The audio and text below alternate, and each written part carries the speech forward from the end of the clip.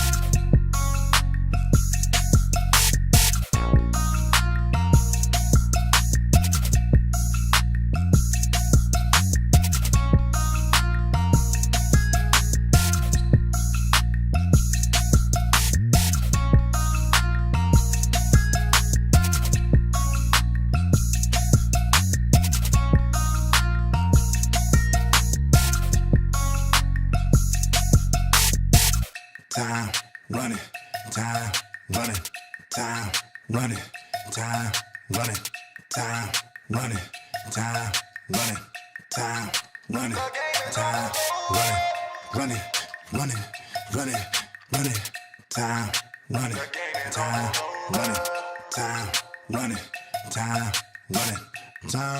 running, time.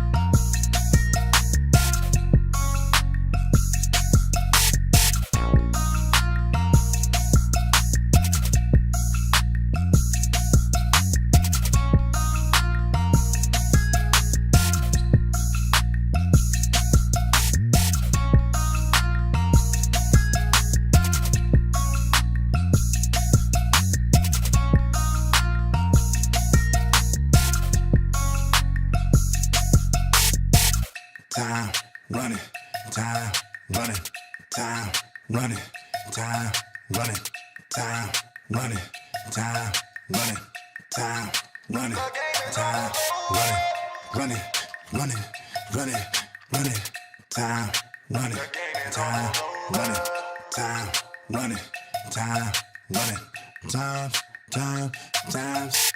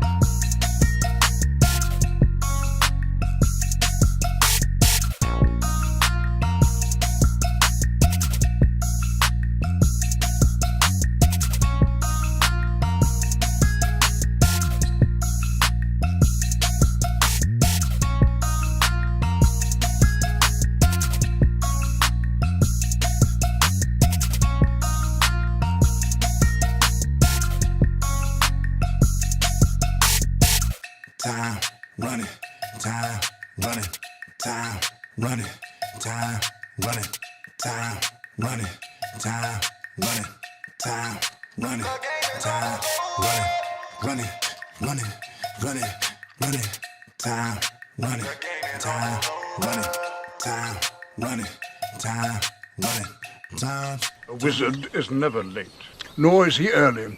He arrives precisely when he means to.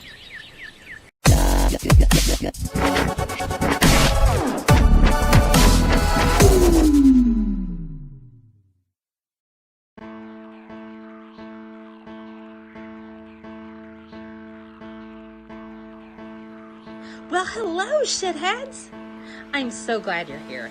And let me just say, Hannibal and Monty will be with you in just a bit. So it's really important that you like, share, and subscribe to this channel. Also, look out for plunger points. And if you really like them, cast a couple dollars their way, because this shit ain't cheap. I'm just saying. Enjoy, and thank you for being here.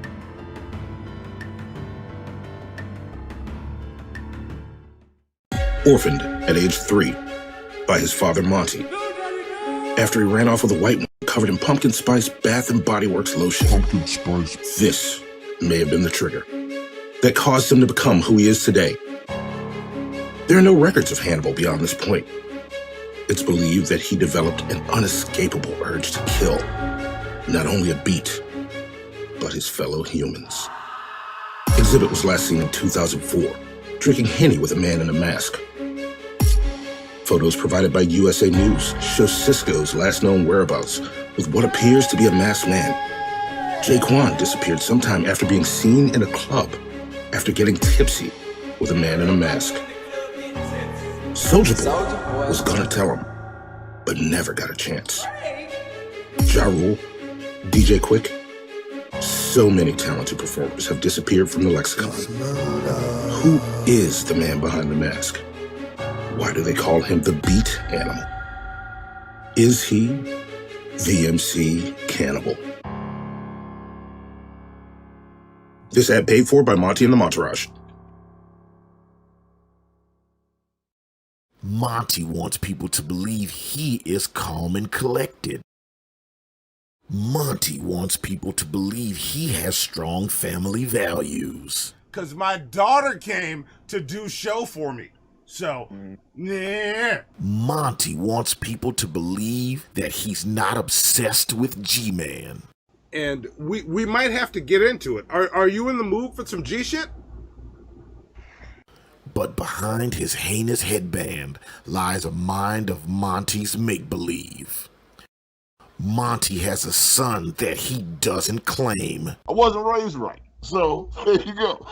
That's what that is. It's not even really my fault. It's that nigga's fault over there. Sources close to the shit show have reported Monty's erratic behavior. Pay attention to every one of the 2 words I'm gonna say. When in our lifetime has there ever been, or, scratch that, 3 words I'm gonna say. Oh, I fell asleep. Shut the fuck up! I am not fucking done! Behavior tracing all the way back to the introduction of G-Man. I have done all of the G-search. Wait, what? The shit show has aired more episodes about G-Man than Eminem, Batman, and Barack Obama combined. Is Monty obsessed with G-Man? Are y'all in the mood for some G shit? Or is it possible that Monty is G-Man? The only 2 people that I will vouch for, Hannibal and Monty.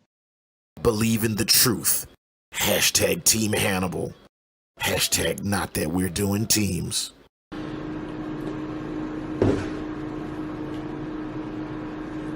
Yeah!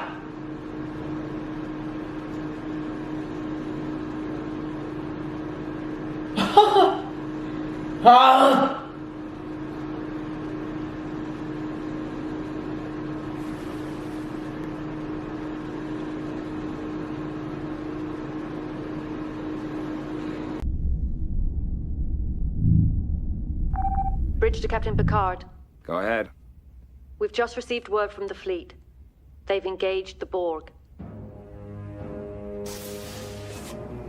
Mr. Data, put Starfleet frequency 1486 on audio. Aye, sir. Stan is not a great Eminem song. No, I did not say Stan is not a great Eminem song. What did you say? What happens when a masked producer and a headphone-wearing comic book artist get together to talk music shit, comic book shit, and political shit on the internet? Monty. Hannibal the beat animal. Hannibal and Monty shit show. Holy shit. My name gets to be in the title this time. Hannibal and Monty shit show. Why is my name second? What kind of shit is this? Hannibal and Monty shit show. Let's talk some shit. Get your shit together. Get it all together and put it in a backpack. All your shit, so it's together.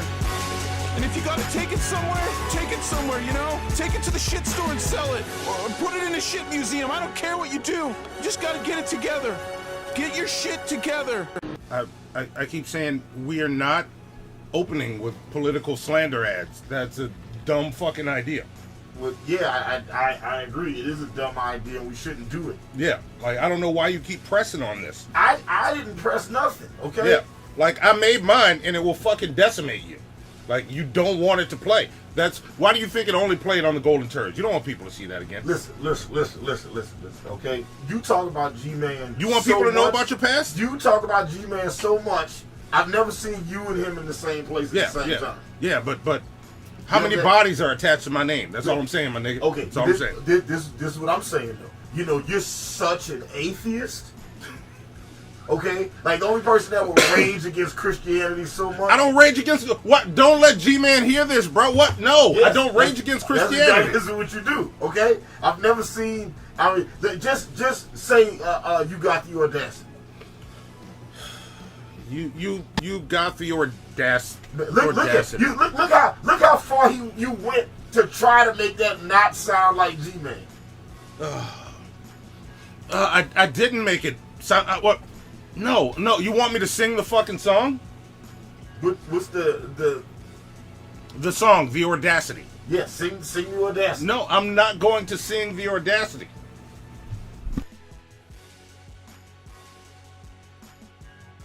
Did y'all know that Hannibal and Monty have no idea what the fuck they're doing with this motherfucking show? Did you know?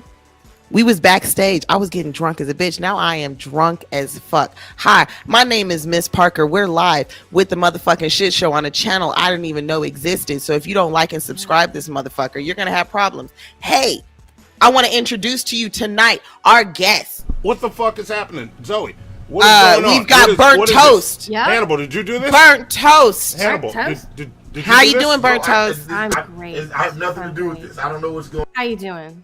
How you doing, burnt toast? Listen, we took over the show because it took y'all 45 minutes to start, so I fixed the problem, and now I'm the host of the show. Problem. Folks, is this my name is Miss Parker. How is Miss Parker Monty, talking right now?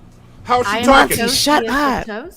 Listen, shut up. Thank you. I got the sexiest of toast here, and Hannibal, did you do the this? sexiest man on YouTube. I don't know what's going on right now.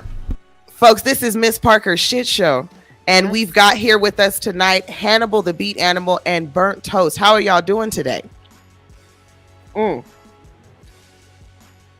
trying to get. Wait. Oh, yeah. Shit. All right.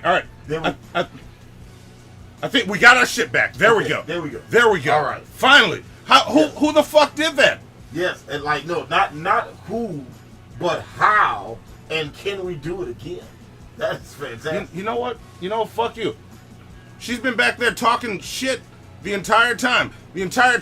Like. No. You know what? You know how I'm gonna shut y'all down? You know what this calls for? Hannibal, how do we start a fucking shit show? And we are live! Are we live, Monty? We are live as fuck! It took you long enough to start the goddamn show, nigga. Welcome to Hannibal and Monty Shit Show. I am Hannibal the Beat Animal. Fuck you, Hannibal. I'm Monty.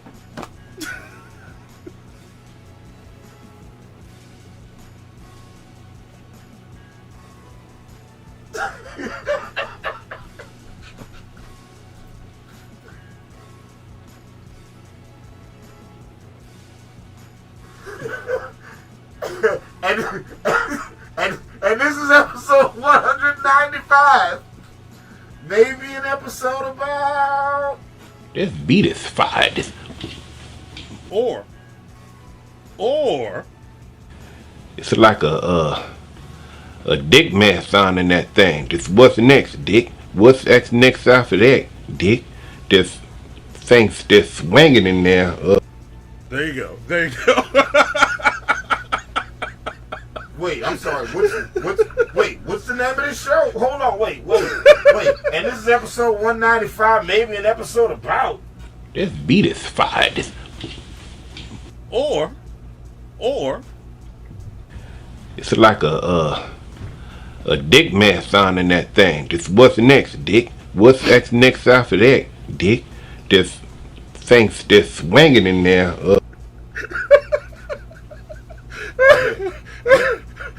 Me and you going to talk about these topics. Me and you need to have a conversation. What the title was? This beat is fire. No, man, that wasn't what he said, man. No, play it. Zoe, just play it one more time. Oh, the title is This Beat is Fire. Play it, Zoe. This beat is fire. See? And wait, or it's like a dick man sound in that thing. Just what's next, dick? What's that next after that, Dick? There's things that's swinging in there. Okay, I've made a lot of beats in my lifetime. I made a whole lot of beats. Listen, I done made a. Well, look. Hang on. Before you continue with that, our two guests need no introduction because they took over the goddamn show. Switch to the screen, Burnt Toast and Miss Parker. Oh, yeah. Now we can continue this conversation. Now that everybody's involved. Yeah. All right. I want to hear more about these balls in your jaw. I gotta link the channel that's from. Yeah. It's this guy who's I assume he's acting, but he always does a pastor reacts to stuff. But that's a pastor reacting to the Industry Baby video. Okay. All right. What's next, Dick? What's next? More Dick? There we go. I needed context. I didn't know what was going on, and I had a whole He says he needs more of that. All right. Yeah, we want more context here with Hannibal and Monty. Yes, Let's talk about dicks. I need to know what was going on just now. Just the tip. I was about to say we're not here to talk about dicks, but we're here to talk this show. This show is about Lil Nas X. There will be This some show is talk about a dicks. bunch of dicks. I'm The not whole going to be show is talking about about dicks. I'm going to be talking about his music. We're going to talk about dick. Bumpy dicks need not apply. All the dicks. What the fuck are y'all doing? We're talking about dicks. What are you doing? We're talking about dicks. We got Miss Parker and Burnt Toast, and Monty made the title about dick. No, I made the title. This beat is fire. I mean, listen, I made a lot of the fire beats, bro. And at no point did. Okay, all right. Look, listen. Hey, it is what it is. Maybe Tonight on Hannibal. I don't know. Maybe I need to incorporate more of my dick into the beats. Yeah, maybe that's the issue. Yeah, like I just want the audience to know. For that Jack Harlow Monty, line. Monty, Send shut the the back of my fuck hand, up. print on her ass cheek, Monty, and slap your Monty. dick. See? Shut up, Monty. Listen, tonight's episode is brought to you by Hannibal and Monty. And we're going to be talking about dicks, how to be a power bottom, how to know if you got that bad, how to know how many dicks it takes to get you a Grammy. Folks, we're here to talk about Lil Nas X, his dick, his SNL show, the new album. And Hannibal is going to break it all down because he knows the industry. Break it down. Monty's here because he's just around. But Hannibal, he's a professional. Folks, like the stream. Open up your wallets and your hearts because Hannibal's going to take us to a whole new place. Monty, shut the fuck up. Hannibal, let's do this. Yes. If y'all aren't subbed to this channel, sub to it. I do art streams here. Yeah, this is He our does backup color by channel, numbers. So whenever we have issues on our channel, like when YouTube decides to just flag us for talking about Ramona Flowers. Ramona Flowers. Yeah. Or, Mephizer. Yeah. Mephisto. Yeah, Mephisto. So that way, if we ever talk about those things, and I really want to talk about those things. I saw this basketball player today talk about some dumb shit. I was like, man, I want to talk about this so bad. Did you see the one guy walking down the street asking people where Ramona Flowers is, wearing his MAGA hat? Motherfuckers I want to talk about it. But look, we can't. Okay, I wish do you have a picture, Monty? I don't. I didn't bring it here. I got a picture of it, and it's getting sent to Clockwork. I see you, Clockwork. Sorry, it's been a crazy week. But it's coming. And he says, I'm funny till I'm not. Fuck you, Clockwork. I'm still sending you your picture, though. Yeah. He He's was usually never funny. Exactly. I was like, he's funny until he opens his mouth, folks. I'm fucking hilarious. Never funny. I'm hilarious, y'all. I'm hilarious. Vapion said Trumpers hate Scott Pilgrim. Yes. You know what, Zoe? Give Vapion plunger point. Yes. Also, what's up, Vapion? I ain't seen you in a minute. Yes. This is awesome. Yes. All right. All right. I don't even know what that means. How do I have a Miss Parker between my thighs? What is it? Oh, I have think you said a Mr. Parker. Oh, I was like, what? I got a me between my thighs? Like, Yeah. what does that mean? Mr. Parker. Maybe you want some of that butterball. Yeah. Fake, Mr. Parker got him a face full right now. Well, Yeah. it's Where's this show going already? Yeah, it's going. Look, we're here to talk about. So look, let me tell y'all why. Let me tell you why we here. Monty heard Lil Nas X's new album, well, his album, and was like, "We got to do a show on Lil Nas X." Yes, that is what happened. So that is here we are. Exactly so what happened. We joined I was by, up prepping. Let me pontificate a bit. Good. Okay. All right. Go ahead. Go ahead and monetize. Yeah. I got up. I got up early, and I was sitting there throwing together a fucking delicious pulled pork. Like I'm chopping shit up, listening. I'm like, let me check this Montero album out. It just came out yesterday. Of course. That's why you listen to it, because the album got your name in the title. That's why you listen to it. No. Nigga was like, Montero. I like that shit. Turn that shit up. Okay. Okay. It makes a whole lot of sense now. All right. So he was over there masturbating to the shit. Did you beat that meat? Continue. Yeah. Did you massage the meat, Monty? Masturbation. Yes. And while they're in the background doing this, He beat that pork. You see what happens when the show is late? They start planning shit. Little Nas, close Nas, that door so we don't lose a cat. He pulls pork to Lil Nas X, folks. Yeah, like all the pussy that's here needs to stay in here. I don't want it to get out the door. All right. Okay. I'm saying, that's how R. Kelly just caught all them charges. Bro. Yeah, be careful. Exactly. Monty said he don't want that pussy to leave. I'm like, all right, bro. Just be careful. He pulled that pork. Monty keeps his pussy on lock. Yeah, well, they can't survive on their own out there. So. Damn, bro. So you trying to say that pussy can't survive without you, bro? Damn. Well, at least one. Monty's a hard motherfucker. At least one of them can. One of them can. This just in: Hannibal and Monty show. Monty is a sexist, misogynistic asshole. How? Tenderize it. Yeah, pull that pork, Monty. All right, so I got up. I'm prepping my pulled pork and listening to this, and a little ways in, I'm like, this is not at all what I thought it was going to be. But I think I like it. Is that what you said? More. Yeah. I finished the album. Immediately when I'm done, I called Hannibal. And I'm like, hey, we might need to talk about this Montero Okay, but album. wait. First of all, I think I need to call the people on you. So what you're telling me is that you were beating your meat while listening to while listening to Lil Nas X. And then afterwards, you decided to call your son. That's what you did? You nasty bastard. I'm calling the people on you. I'm telling Negs. This is some bullshit. Y'all heard him say it. Now I know how. Bullshit. You said it. That's what you said. You said, I pulled my pork listening to Lil Nas X. And when I was done, I called my son to talk about it. That is not at all what I said.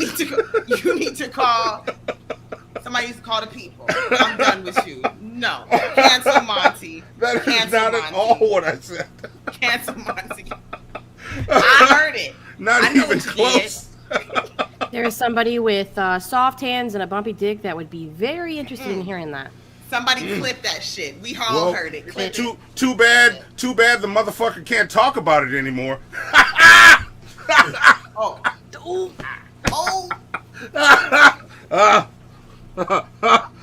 I'm laughing with you, Bumps. Laughing with you. I feel like I looked up at the. I feel like I started paying attention at the wrong time. I don't even know where that. Wait, you missed it. Are these Your bumps, father. Are these bumps ribbed for her pleasure, or are these like no? Like, no, I don't think it's so. Like natural ribs. Like, but instead of ribs, they're more like bumps. They're speed bumps. Yes. They're caution. It sounds like sounds like.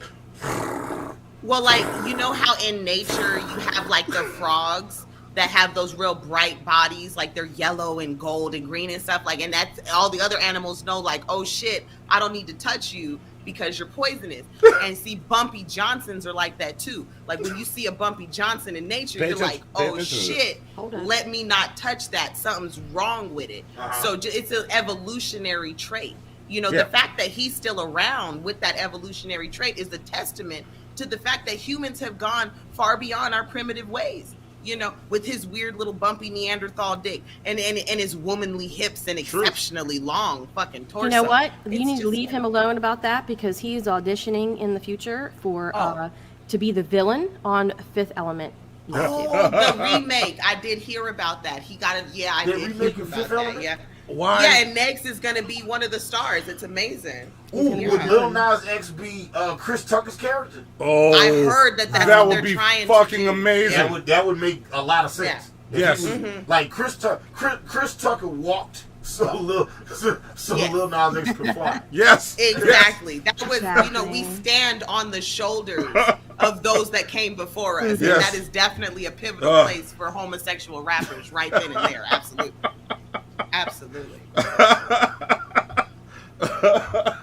Oh, see. Look at us. We're over here just having deep conversations. This is what I love. Yeah, we're having deep conversations. But Hannibal, let's continue. Let's get into this show. Okay.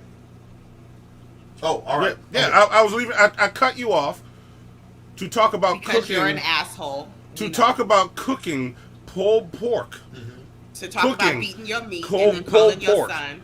We know. And calling the person that is not my son, that is my co-host and best friend, Hannibal. One of the 3 people I call best friend. So really, if you've got 3 best friends, then none of us are best? No, y'all are like right there. Exactly. We're all right there. Okay. Right there. So if we're all 3 of us are the best, which is crazy. Yeah. Hold up, wait. You have nobody's 3 better. best I can't friends? pick between y'all. You can't, folks. Yeah. Listen, this is the bullshit right here. This is the bullshit. Folks, I, I'm about to point out the bullshit. I can't Monty, quit y'all, Hannibal. No. I can't quit y'all. No, you absolutely can't. Because here's the thing: you got 3 kids and 3 best friends, folks. Somebody's lying here. There's some problems here. He got 3 kids. Look, I talk to 3 Hannibal best every friends. goddamn day. That's his leg You up. talk to your other kids every goddamn day too. I feel like you're not understanding what I'm saying. He got 3 kids and 3 best friends, folks. This lying ass bastard. This is why black folks my can't kids have are good not things. best friends. My kids are my kids. Well, then That's fucked Hannibal up. doesn't count then. Yeah, that's fucked. You are so fucked up. You are so fucked My up. kids are Hannibal's not my kid. Can we just talk about Lil Nas X and not disrespect your kid anymore? It's gonna look like I'm crying right now. That's what I'm saying. Can we just stop fucking with your son? Like, that's fucked up, dude. Shit. Can we just talk about Lil Nas X? You are fucked up, man. You know what? Holidays are coming up and shit. You know what? Y'all ain't gonna see me for a whole weekend. Friday, I'm fucking up and out of this motherfucker. Oh, you gonna take a mental health day? Okay, you got I'm a gonna BB take a gun mental too? health weekend. He'll be, up and out. back like 4 hours. Oh no, he got a BB gun. He about to start doxing people, y'all. Watch out. Oh no. Don't make me get my 9. It's around here somewhere. Oh shit. Where is it? Fuck. He's got a nail gun. I Watch used to out. keep it right here. No, I got a 9 around here. And a staple gun. Shit. I got one around here. Where's my 9? Stapler. He's got a pocket full of Sharpies and he knows how to use them. See, the joke's over. Like, I literally have the number 9 around here somewhere. So, all right, what were you saying, Hannibal, before Miss Parker and Toast so rudely interrupted you? I didn't say nothing, man. I was you was talking about pulled pork and Lil Nas X, and I don't really know what the connection is on either of them joints. Because I was getting up to do something, and I said, let me check this Montero album out, because it was random when I fucking called you. What made you check out the Lil Nas X album? Because I kept seeing the press for it. Like, While he it's was free to fucking listen to with Friday. Like, I don't feel like listening to it. And I had written Lil Nas X off. I was like, I don't think he's going to do anything I like ever. And that's where I was. And I did see the Montero video. I enjoyed that. And I was like, I don't need to hear more. I enjoyed that. I enjoyed the song enough and the video enough. Okay, whatever. I'm not into hearing more. But the press on it got me. Like, he did a good job promoting it. Everywhere I went, free to listen to today. People are reacting. People are talking about it. And I woke up Saturday. I had to do the pulled pork anyway, so I'm like, I'm going to be here in the kitchen. What am I going to listen to? Let's check out Montero. So I gave it a listen, and I was like, well, fuck. This is good. Okay. So the album that has your name in the title, you really liked it, and you wanted us to do a whole show on it. Yeah, well, there's also the spectacle that is Lil Nas X that we have not really Why talked are you about. calling him a spectacle? A spectacle is not always bad. I'm just saying, I feel like you were just saying something, and I feel like we need to address the fact, No. like, why are you calling it a spectacle? Sounded like some shade. It did. Because it sounded like because shade. it is. He puts on a show. The man puts on a show. No, there's a difference between a spectacle and genius marketing. Okay. And I don't think you know the difference. No, he's still putting on a show. And That's that not a doesn't spectacle. say, I'm not saying that show is bad. I'm saying I enjoy the fuck out of this show. That's what it's implied by spectacle. Is Yeah, that it's it's got a bad. bad connotation Yes. to it. Yeah, that's what it's implied. Well, then like you're implying that let's it's remove bad. the bad connotation from it. And let me just lead with, I enjoy the fuck out of the spectacle he's putting on. I think it's fucking brilliant. Well, let's see. Okay. Let's all right. find out. I'm All right, curious. let's go. So how do we do this? Are we gonna start talking about the first album and then let's. roll into You know Montero, what? or do we just go right into Montero? No, you know how we do this? Zoe, play the intro for Have You Heard This Shit? We haven't done this in a while. Let's go right in. Let's do a Have You Heard This Shit? Okay. All right, let's do it.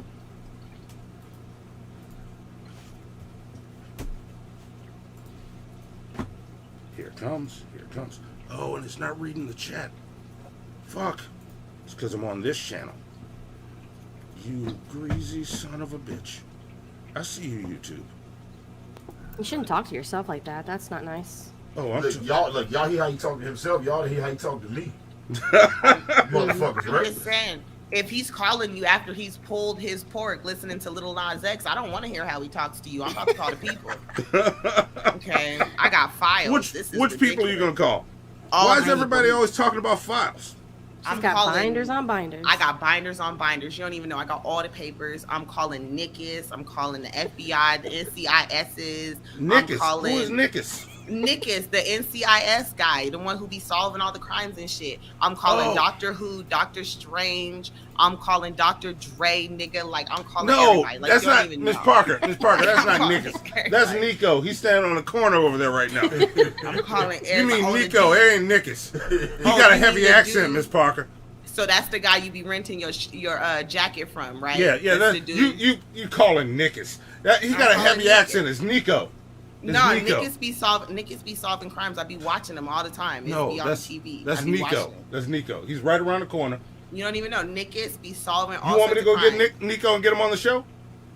Why would you do that? Like, the dude who rents that jacket to you does not want to be known, because every time you turn the jacket in, it smells like Cheetos and shit. Like, you don't want to be known. Why you doxing people? That's Nico. He's right over there. Nico's good people. So run the intros up. Play the intro.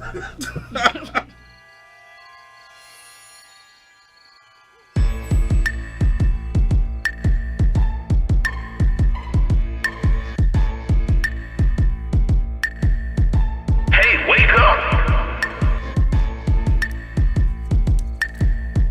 Wake your punk ass up.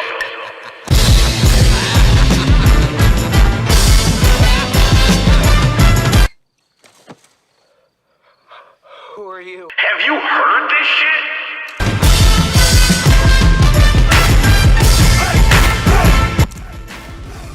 Okay, all right.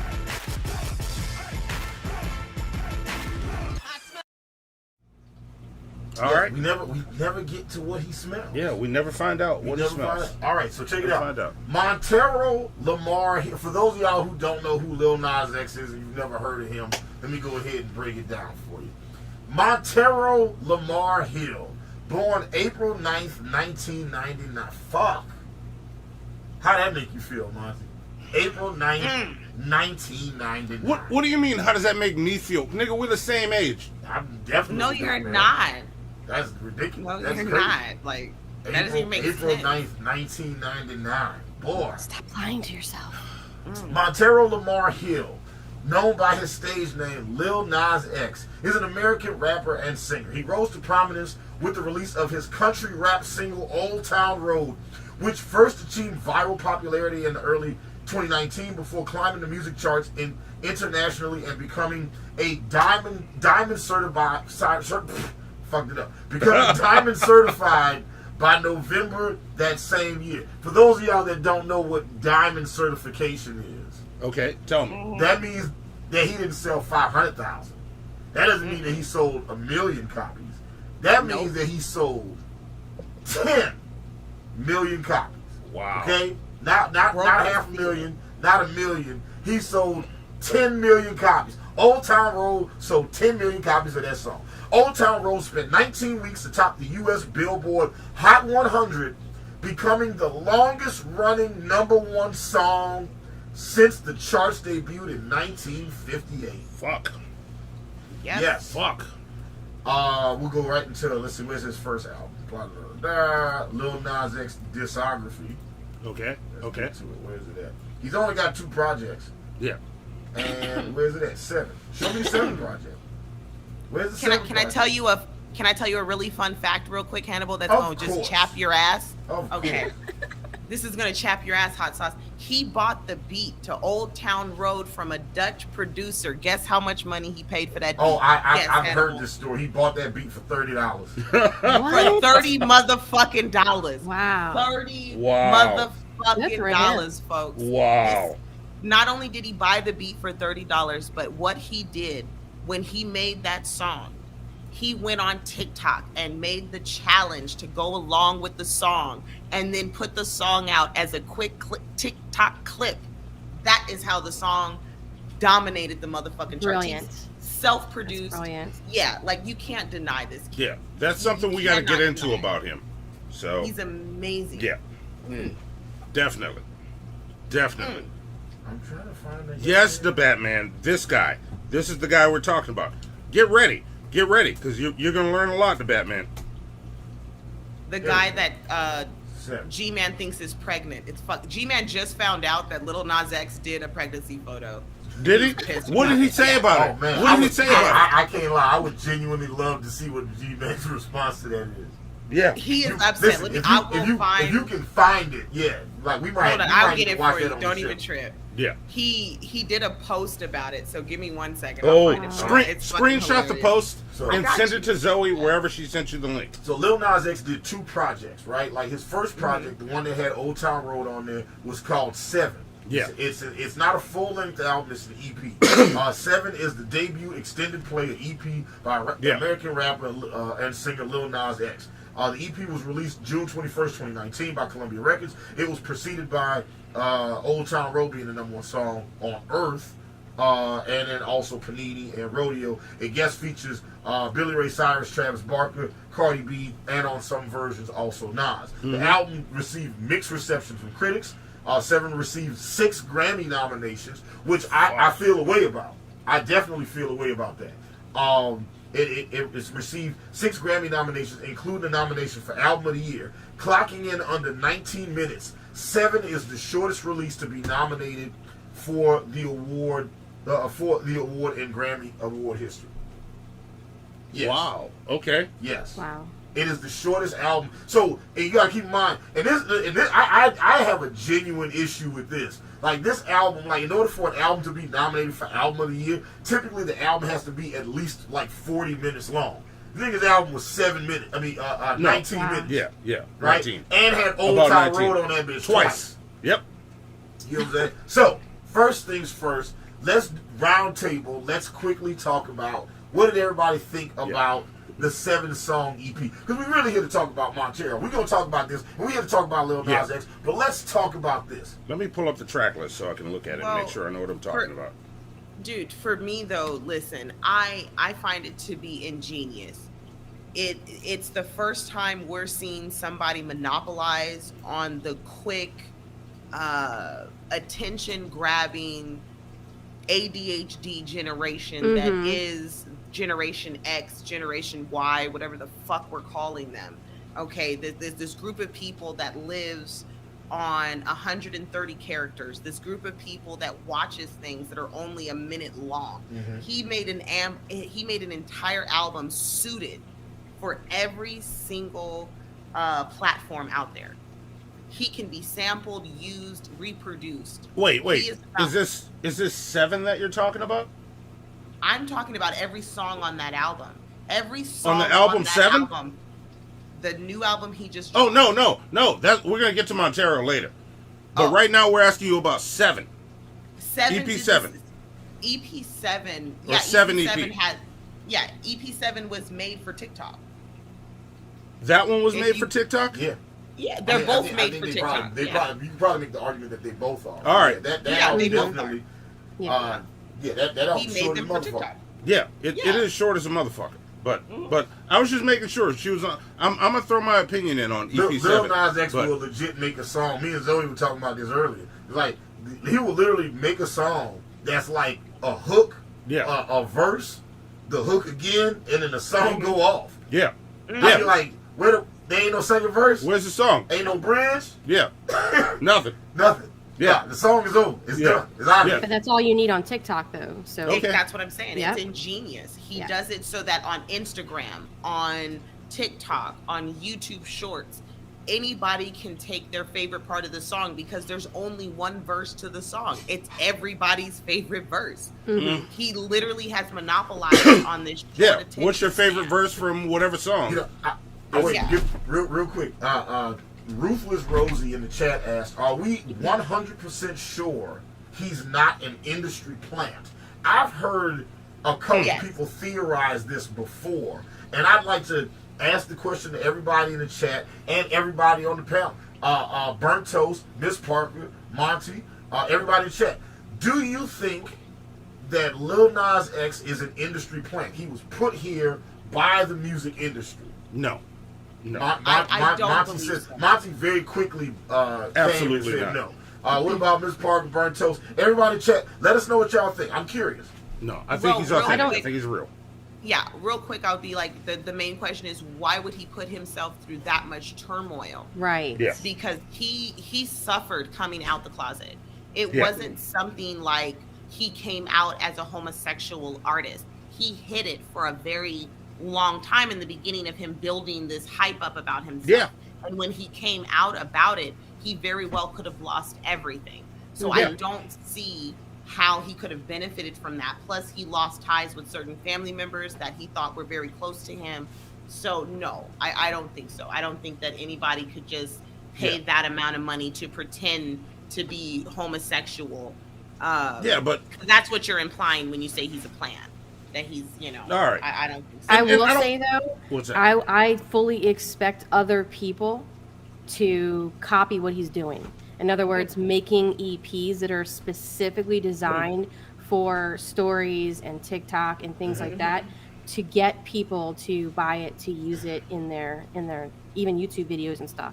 They do shorts on there too. So. It's a whole new world. Absolutely. I can see that. It's almost like a new genre. Yeah. Let's see. I just real quick the chat. As the chat, Sydney said no. The Batman What's says up, I Sydney? don't know. Red Shot Sherwood says he is a plant. Barry Crude Oil says no. Midnight Goddess says no. Angela says nope. And PP Gates says belly button check just in case he is brilliant. Ruthless Rosie says no. I don't mean to sound like that because he's LGBTQ. No. I don't think she did. No. But no, I don't think it's a plan. But let's stay on. I want to talk about this album because I got some artwork to review and I want to say what I think about 7 EP, but I want to keep going around. Is this with the it. artwork on the screen right here? Yeah, that's the album art. That's the album. Okay, what do you think of the album art, Monty, for the 7 EP? I've never actually seen it. This is me looking at it now for the first time. The album art for the 7 EP is my favorite part of the album. But what is that? Lil Nas X riding a horse with a guitar on his back, heading into the city. yeah, it's my favorite part of the album, and the reason why is the reason I did not like anything he did after Old Town Road. The album art is what he did with this EP. It's him taking his horse to the Old Town Road, which is taking him to this weird ass Lil Nas X city, where this entire album. This is. I think wait, not. hang on. Let me get this out. Listen, Monty old, so let me get this out. Let me get this out, and you can respond. Let me get this out. But it's him taking his horse down the old town road, which is appropriate for what he did. Like, he blew the fuck up with that song. Of course, he's gonna follow that trend and go with it. Which this album is what this EP ended up being. And keep in mind, this album was made before he came out. This album was made, if you listen... Well, it was made It was in tandem. Wait, see, y'all keep jumping on. Go ahead, man. Go ahead. This album came out. All this shit was recorded. Listen to the lyrics on this album. I've listened to it numerous times. He is not leaning into any of it. These songs are about women.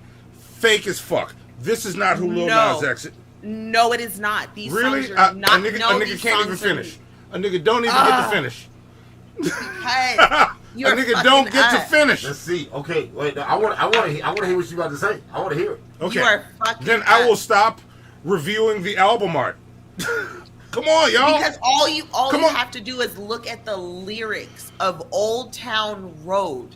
I'm not even talking about Old Town Road. What I'm talking about is do you not see this is the art for Old Town Road? He's on the fucking horse with his fucking guitar. What I am talking about him embodying Old Town Road, and the song itself is a coming out song. If it is, he did a terrible job with releasing 7 EP. No, because this EP does not do that. This EP does not at all do that. This EP is him trying to capitalize on what people heard in Old Town Road. Tell me I'm wrong. I'll take you through each song and show you. I will tell you song you're wrong. Song for song. I have listened. I've dived into this album. I will not only tell you you're wrong, but I will pull up the quote from Lil Nas X explaining that Old Town Road is literally a subtle nod to his homosexuality. Let her finish. Let her finish with her interruption that I'm rebuttaling to. I want to see what she's Monty versus drunk Miss Parker. Let's go. I want to see where she's going with this. I want to see where she's going. All right. Yeah. It's cool. We're all cool here. I want to see this because I think I know where you're going, but I'm not sure. I want to see it first. Take it. Well, okay. Cheers to I was gonna say cheers to you, Monty. I love you to pieces. I love you. We're about to I ain't mad at you. Look. Yeah, we are not mad at each other at all. No. This is fun. I enjoy this. But you're wrong. So here's the thing. So this fucking woman. All right. So listen. Old Town Road, the lyrics themselves. We're going to go ahead and pull up those lyrics. I'm going to send them over to Zoe so that she has them. I don't know if you have picked up on what those lyrics are in and of themselves. Yes. Really? Okay, let's go ahead. I have. All right, absolutely. go ahead. But explain to me. Teach me. Enlighten me. Old Town Road lyrics. Well, not only did Lil Nas X come out and say himself that these lyrics in and of themselves are literally talking about him not having sex with a woman, but exploring the idea of having sex with a man. I'm going to take my horse to the Old Town Road. That is him literally exploring the idea that I'm going to do this with a man. That's what the song is actually about. Yes. He's exploring the concept, exploring the idea. And if you follow the artwork from this album to the next album, the lyrics from this album to the next album, it's a coming out story. It is a man who has had to hide his sexuality all his life. And now all of a sudden he's presented with an opportunity to express himself in the truest form possible via music. And he takes that opportunity, not only running through the door, but breaking through the glass ceiling. And the fact that you can't see the artwork reflects that. The moonlight cascading on him like a fucking spotlight. Him on the fucking horse with the guitar. Brokeback Mountain. When you see the video he just made, he literally makes a nod to Brokeback Mountain. My friend, he's giving you a candid story that you can't pick up because you happen to be too old, and maybe it's the dementia. Maybe your headband's on too tight. Oh, but baby, I'm here. I'm here for you. I'm here. Let me tighten this motherfucker up. There we go. I concur. Listen. I concur. I hear you, and I agree with you. I know what was going on with Old Town Road. I understand that. But I don't agree with you that this album is part of that story. I believe Old Town Road, or this EP, is part of that. Because it's not even a fucking album. This is a bunch of music, and if you listen to all these songs, they're all so fucking different. They were testing to figure out what to do with this motherfucker. Because there's a song on here where he is throwing the fucking country twang in. Like, like Old Town Road. I'm like, nigga, the rodeo song. Yeah, nigga, this sounds stupid. Stop it. Don't keep doing that. And these songs, they're not terrible, but they're not. These ain't the songs, bro. And while this was released, was when he made his big social media push coming out, which I'm proud of, I'm with, I support, I'm all about it. Mm-hmm. But I still have my opinion of who he was before that shit happened. I don't like this album, didn't like this album, still don't like this album. Artwork's my favorite part. I don't think this album works. When we get to Montero, we can talk about what actually works and how much of a fucking genius this nigga is. That's the glow up. But that's part of the struggle too. Part of the struggle is coming of age, is opening up. Yeah, we gotta put out a trash album. Like Nirvana did Bleach. It's not the greatest thing ever, but you can listen to it and go, oh, that's where they came from. That's the only reason I like Bleach from Nirvana. This is Lil Nas X's Bleach. This ain't worth listening to more than once. Then no, it's definitely worth listening to more than once. What's your favorite song from this album besides Old Town Road? Yeah, no. Yeah. No. Thank you. I want to hear what Brian Toast has to say. I want to hear what Toast has to say on this first before I weigh in. Because this is a very interesting. This is not where I thought this episode was going to go. But I'm curious though. No, and we're all cool, right? Like we're not mad. We're just talking, right? Hold on to that tension. I might want to use that for something later. Okay. Burnt Toast, what'd you think of the 7 EP from Lil Nas X? I mean, I kind of agree with both in different ways. Like, obviously, that one song is really the only memorable one for me. But I kind of see, I mean, if the artist is actually saying that this is the point of the entire album and that is, it's sort of a coming out story, then, I mean, if that's what he's saying it is, then I'm going to go by what he says it is.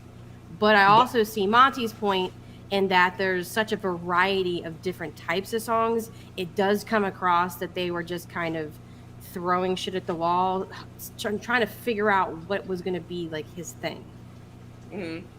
Yeah, but I don't think he said this album was part of his coming out story. Old Town Road was an artistic representation of his coming out, which I can see. Yeah. And just as someone who has worked in the music industry and watched how people in these rooms work, like I've watched like the people in the rooms, like the powers that be, you know, like the movers and shakers. I've watched these people like create meaning where there is none. Yeah. You know, so them like having a meaning after the song, be like, oh, there's actually a deeper meaning for this song. Yeah. You know, and when I said, you know, I'm gonna ride it hard till I can't no more, I was really talking about dick. Yeah. Like, were you really talking about dick? Yeah. Or did you make a song while you was playing Red Dead Redemption? Like when he said, like, and he made that clear later, and not to get into the other album, he said, when I say let me see your dick, I ain't talking about guns. That's clear. Yeah. Yeah, I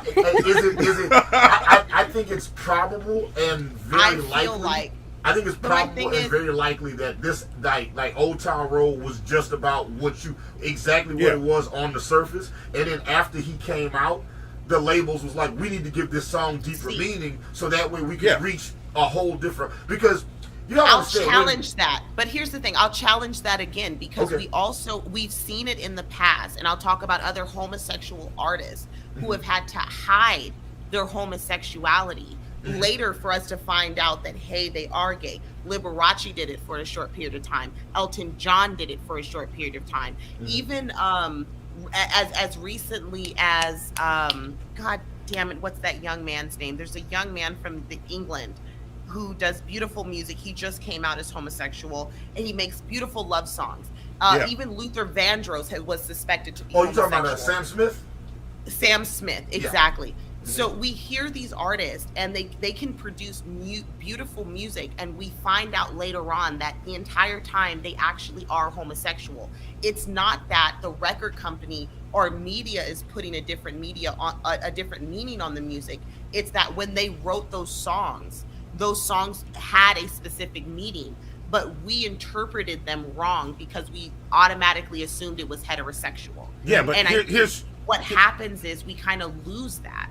Here's my challenge to that. Let me. I know you have something, but I got a challenge too. I want to challenge this. Yeah. Keep going, Miss Parker. I think this is again just an expression of what homosexual artists are dealing with in the music industry. Yeah, that's all I was gonna say. And I hear that. And what look, was the song where you was talking about fucking bitches? What was the name of that? What song? Oh, which one was it? It's in Panini. Okay. There's a part in Panini where he's talking about fucking. There's like 3 different parts in this song where he's talking about fucking women. Okay. 3 different parts on this album. I'll have to look through and single them out. But to challenge what Miss Parker was saying, if your artistic expression is to put something out and that's your message, and when people see it and they're not receiving that message, your art failed. You failed at sending you succeeded at sending a different message. That was also wait. That was also great art. You sent a message that you didn't intend to send, but you never sent your message. I say that as an artist myself. I create with a certain feeling. And if when I bring that piece out and put it in public, nobody feels what I intended, I don't explain my art to people. I failed. I failed in giving that message out. So I go back to the drawing board and I try again to put that out. That art means I feel like you're conflating mediums. But that art, music's the same. That art means what people want. Did Lil Nas X use symbolism to... Well, but here's not when it comes to homosexuality. I don't think art is the same. How is homosexuality a different type of expression? Okay. How is homosexuality and expressing the black experience different? Okay, I will break this down because how are those different? As an artist who deals with, let's say, pottery or the canvas and oils and things like that, if you happen to have a homosexual proclivity, your artwork isn't going to necessarily end because you made a nude of a man or a nude of a woman. People will just appreciate it for what the art is. But as an artist, a musical artist, as a homosexual, if you make a song that has homosexual undertones, you very well can be canceled, especially in hip hop. And I feel like we're not accepting that. So there is a difference. Yes, that difference is there. People look at a homosexual hip hop artist as opposed to a homosexual potter or a homosexual painter. You're not going to get the same backlash, right? You know what I'm saying? Am I? Yes. Or am I being extra? No, you're very clear here. You're very clear and you're very right. You're very right. I'm not going to say you're wrong, but still, there's a failure in communication. Art is art, no matter what. Like, this is what it is. I agree. If that was his intention, he did not pull it off. But what he did was be a master of fucking social media. He learned how to sell himself, and after his story, made himself beloved, and was able to be more himself on his actual first album, rather than this test album that, in my opinion, is bullshit. It's a bullshit collection of songs. I won't call it trash anymore. This is a bullshit collection of songs. They don't feel like but they don't feel like they go together to me. They don't feel like they belong together. There's no flow to this. It's just a mess of, what do we do with Lil Nas X? Well, try this sound. He didn't have a production company. He didn't have a team. He did this off the strength, off the muscle. Yeah, but every song is different in a way that it's well, no, somebody definitely executive produced this project. Yeah, like, like they understand a team of people sat down with this album with Lil Nas X. Like, I'm looking at the production credits on there, and outside of Old Town Road, which is the only song on this project that's produced by no one you know, like Take a Day Trip and Dr. Genius did a song, Travis Barker did a song. Every track on this album is produced by somebody like fairly big. Like, you don't get people like that off the strength. This was like, he was signed to Columbia, and somebody at Columbia was like, we're going to go get this person and that person. I think they sat down and was like, I think he probably had a collection of song ideas already. Yeah. You know, like, it might have been some stuff that he had already written, and it might have been some stuff that he wrote on, I think you're getting the timeline wrong. Well, because Old Town Road comes out a lot earlier than that album comes out. Right. He made Old Town Road as a solo song. Yeah. So I think what you're doing is you're criticizing an album that was literally produced off of the strength of one song. Yeah. That's what we keep talking about. Yeah, that's the entire album was built around it. Yeah, we are criticizing an album that came out off of one. They had one song out. One song blew the fuck up. And then the record label was like, we need to turn this into a project so we can capitalize on this. Yeah. So what happens after that song is, I imagine, correct me if I'm wrong, Hannibal. Yeah. That song comes out, blows the fuck up. Everybody knows who Old Town Road is. Controversy after controversy surrounding this album. It's fucking huge. Everybody's listening to him. Everybody's loving him. They're taking sides, taking Lil Nas X's side, taking Wrangler Jean's sides, taking the MAGA people's side, whatever. This is huge. He's signed. So somebody sits with him and they're like, well, what else do you do? And they're like, well, and he talks about this on Montero. Yeah. And it's like, all right, well, can you do some more like that? Like, I can do this, that. And they are trying to figure out what to do with him, how they're going to make him sound to make more of that money. They're trying to get more of that money. Whatever he can do to generate that money, they're trying to see if he can produce it quickly enough that they can profit off of it. Yeah, that like, just looking at how this album was released, that tracks. That tracks with everything I've ever known about the music industry and how those people operate. The album wasn't even started until the country music charts took the song off. Exactly. Exactly. That's you're saying exactly what we're saying. Yeah, I feel like Ms. Parker. I feel like we're saying the same thing. Yeah, we're saying the same thing. I think we're on the same page. Yeah, this album. I just hate Monty. Yeah, 7 EP is not artistic expression. 7 EP is a test run. Yes. Okay, I'll give you. In that explanation, I'll give you that. Yeah, it's not. And that's what I was saying. For me, the impression that I got was they were like, oh, this guy had so much success for this one song, and then they're like, okay, let's just see where he's gonna fit, and he doesn't really fit in, I guess, sort of the quote unquote normal country ways. They tried to take him out. Yeah, they tried to sort of see where he was gonna fit musically, and I think that's what that album was. Yeah, yeah, that's what I hear in this, and I hear an album I'm never going to listen to again. This is, although, and I keep comparing it to Bleach, but Floyd the Barber still kicks ass. Fuck, Floyd the Barber is awesome. All right. At the end of the day, the album is still fun. Like, I don't want to neglect the fact that the album is still really fun. I can't call it fun. Really fun album. It's not fun for you. It's not fun for me. I like it. You get to like it. I'm just saying, I don't think this album is something that will stand the test of time. Probably not. I think it's forgettable. It's forgettable. I still like the Spice Girls except for LP, Old Town Road. So, that single's gonna last. Wait, what did you say, Miss Parker? I missed it. I said I still like the Spice Girls LP, and I don't think most people even know what that is. So, see, there you go. There you go. Fair enough. Fair enough. I love you, Miss Parker. I'm not mad at you. I love you too, and I also still have the Aaron Carter LP. Folks. All right, Zoe, boot her from the How show. I Beat Shaq. Just boot her. Amazing. Boot her right now. Get her off. Get her off my fucking screen. I don't want to see her, Miss Parker. What do you like, Toast? What do you like, Toast? You trying to get booted too? Come on, you know you like your 98 degrees and all that good shit. Come on now. I really like Pink, and what's another thing? Everybody has a shitty LP they just really enjoy. Come on now, I'm not the only one.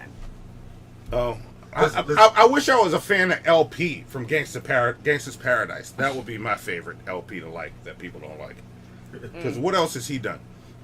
Okay, so I do like that song. Yeah, Gangsta's Paradise is good, but what about It's LP catchy. that sings the Gangsta's Paradise Is part? it LP or LV? Is I it think it's LV. Is it LV? I think his name is LV. See, I got it wrong. I think his name is LV. He's the sweaty, the fat-faced, sweaty black guy who sings the hook. Yeah, that guy. Yeah. Wait, I can't. What I didn't understand is why he was so this. sweaty. Yeah. Like, I just don't, like, did they spray him down? Like, did they miss that nigga? Like, what was happening? I wonder how he feels that that one guy who does parodies and remixes of all these Weird Al songs. Yankovic. Weird Al, yes. Weird Al made more money from his songs. Yes. Yes. They were pissed about that. Yeah. God. Rightfully so. They were super pissed about that. I think they sued Weird Al. Yeah. Look, I want to ask everybody this question right now because this is something that I've been thinking about. I've been curious about for a while. I want to ask the court of public opinion, all the people we got watching the show, Burnt Toast, Miss Parker, Monty. Yeah. Do you think? And we're all speculating here. Okay, this is complete speculation and conjecture. Okay. All right? None of us will ever. I don't know if we'll ever really know this. Okay. But based on how his coming out happened, do you think Lil Nas X came out on his own accord and the record label said, "Oh, let's figure out how to monetize this," or did he and the record label sit down together and figure out, hey, we're going to do this, and then this is how we'll monetize it? Like, was this Lil Nas X's decision, or was this a label-inspired decision? I think this was not Lil Nas X. Everybody in the chat, let us know what you think. Did Lil Nas X come out on his own? Or because what I think may have happened, and I'm again speculating, I think he was sitting down with his record label, I think they were having a conversation, and it was just like, all right, if you're going to do it, then this is how we're going to do it. So that way we can make the most sense. I'll challenge you on that. Because if you've watched this dude's social media before all this, he's always been a fucking wild card. He does what the fuck he wants. Yeah. I don't think a record label could step in and make the impact he would make on his own making that call. The record label is the reason we know who he is today.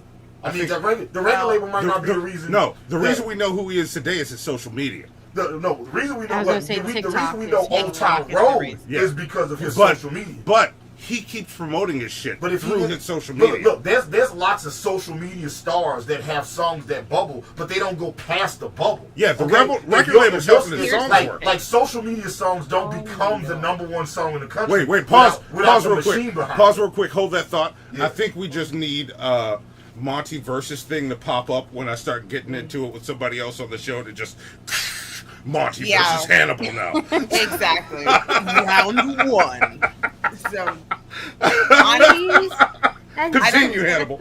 Continue. I don't know if you guys are. I'm curious. I want to know what everybody thinks. Like, do you think that I'm gonna hold off on mine? I'm gonna let y'all finish. Was this was this Lil Nas X alone doing this and the record label playing catch up, or did they do this together, or was this the label doing it and with like that's what I'm asking. Okay. I feel like that question. Was this him by himself, or was this him and the label working in tandem? Okay. I don't think you're asking all of the variations of the possibilities here because there's a running running theory.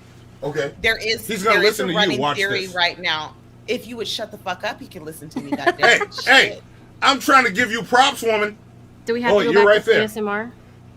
No. Because we can go back to that. Don't do that. All right, folks. Hi, my name is Miss Parker, and I just want to let you know, Monty is a motherfucking bitch. He don't pay his child support. He don't claim his motherfucking kids. My kids are right here. Both of my kids are right here. One there, one sleeping in the other room. Monty cuts off grown-ass women in the middle of streams because he's a misogynistic asshole and he don't like black women. Are you done? Can I talk? Can I speak? You can speak the whole time. Can I speak? Are we done? I hate you. Okay. All right. I hate you too. All right. So what I was trying to say was there's a third possibility here. Now, if you go and there's a running theory right now that Lil Nas X's boyfriend, the boyfriend that he's recently come out about, and they've been dating for a while, there are rumors that the exposure of the relationship. I'm sorry. I'm gonna kick your ass. Listen, I hope you stub your toe for the rest of the motherfucking week.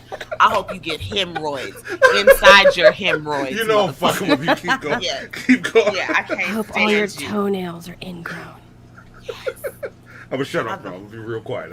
I'm sorry. I hope you get ingrown hairs in the back of your neck meat, nigga. Like, I hope that shit hurts. I hope you get an abscess under your armpit so you can't put your arms down for a month. I hope you don't leave me the fuck alone. I got a thought. I'm gonna send you texts of my feet while you keep talking. Oh my God. All right, keep God damn going, it. Miss Parker. Like I said, there's a rumor that him and his boyfriend, they've been together for a while, and there was threats that relationship would have been exposed. So Lil Nas X outed himself before anyone can out him. Oh. That is the running theory that I've heard in the gossip community that circles Lil Nas X. So I'm just saying that that's another possibility. All right. Yeah, I mean, look, I remember having conversations like this about Chance the Rapper, years ago, because it was like they like to pitch the idea like, oh, Chance the Rapper did it all without a record deal. No, listen, when you do stuff with that level of success and that level of reach, there's a money machine behind you. Yeah. There's an industry machine behind you. Like, you don't accomplish all that shit without a great deal of people having a whole bunch of conversations and investing a whole bunch. Like, they don't invest that money in you until they feel like it's definitely going to work. Yeah. Record labels are basically banks. Yeah. That money that they invest, all that shit is a loan. Yeah. And when I see all of the stuff that went into it, to me it reeks of the industry machine. Yeah. And that's why I'm looking at it like, I wonder, was this his decision or was this their decision? Like, I mean, obviously he wouldn't have did it unless he wanted to do it. Yeah. But it was also the timing of it, because it was like the popularity of Old Town Road was starting to die down. And it was like, oh, I'm gay. And it was like, oh, well, now we want to celebrate this record again, so we can open this record up to a whole different community of listeners. Yeah. Again, I'm speculating. Yeah. I don't know. This is all conjecture. We just talking right now. Yeah. I think he came out on his social media, and I think the label saw an opportunity and showed him how to push it. I think that's what happened. I think that's how that worked. Okay. Yeah. So. Okay. Look, listen. I didn't talk about this album at all, so I can actually say what I got to say about it. Yeah. Real briefly. This album is okay. I mean, well, this EP is okay. Yeah. I think. I think, just like Monty said, he was trying to figure out what it is that he does, and the label wanted to try to figure out what he does and what he does well. So they put together a quick project so they could try to make some money.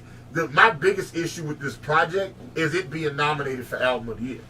Getting the Grammy nomination for Album of the Year. Yeah, Album of the Year is not. This being nominated for Best Sung Rap Collaboration. Yeah.